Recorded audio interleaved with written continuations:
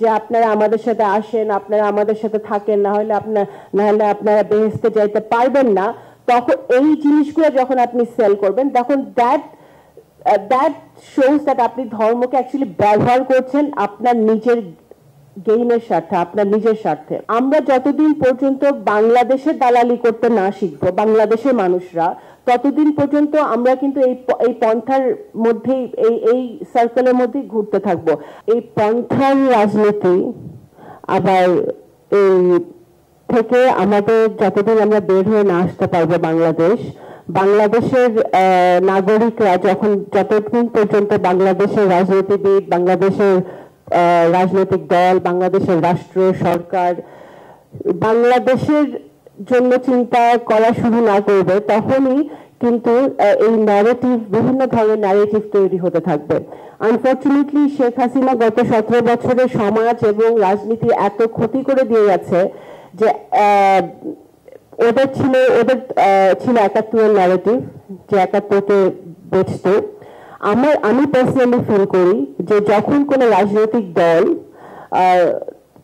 দেশের জনগণ বা দেশকে অ্যাকচুয়ালি অবজেক্টিভলি কিছু দেওয়ার কিছু থাকে না, তখনই তারা বিভিন্ন ধরনের ন্যারেটিভ তৈরি করে, হয় ধর্মকে বিক্রি করে অথবা অন্য কিছু বিক্রি করে।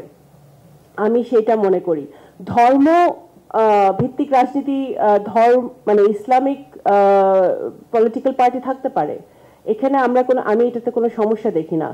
সমস্যা হচ্ছে যখন আপনি ওই ধর্মকে ইমোশনালি সেল করবেন। বাংলাদেশের 65% হচ্ছে রুরাল জনগোষ্ঠী।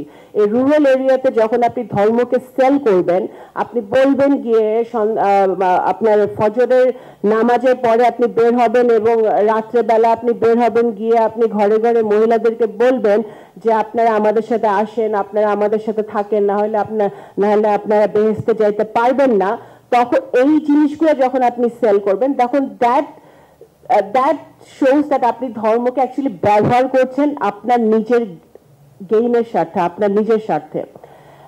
এইটার থেকে আমরা বের হয়ে আসতে হবে। এই যে কতগুলো ট্যাগিং ব্যবহার করা হয়, এই ট্যাগগুলো যতদিন মুক্ত না হব, এই শাহবাগী, এই দক্ষিণপন্থী, এই বামপন্থী, এগুলো থেকে যখন আমরা বের হয়ে না, যেমন দালাল, ওর দালাল, ওই দেশের দালাল, ওই দেশের দালাল, আমরা যতদিন পর্যন্ত বাংলাদেশের দালালি করতে না শিখবো, বাংলাদেশের মানুষরা, ততদিন পর্যন্ত আমরা কিন্তু এই পন্থার মধ্যেই এই সার্কেলের মধ্যেই ঘুরতে থাকবো।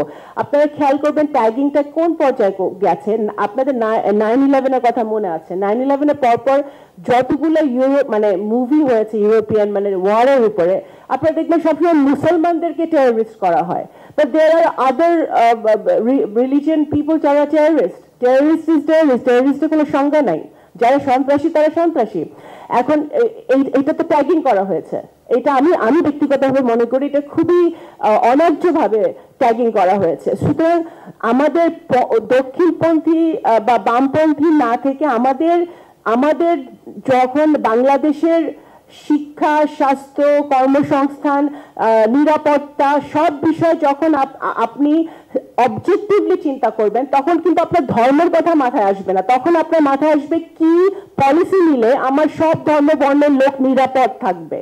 তো সুতরাং আপনার পন্থাতে হতে হবে রাইট অর রং, নৈতিক বা অনৈতিক, এর মাঝখানে আর কোনো পন্থা যদি থাকে তাহলে বাংলাদেশের এই সন্ধিক্ষণেই আমরা থেকে যাব, আমরা কোনো দিকে যেতে পারবো না।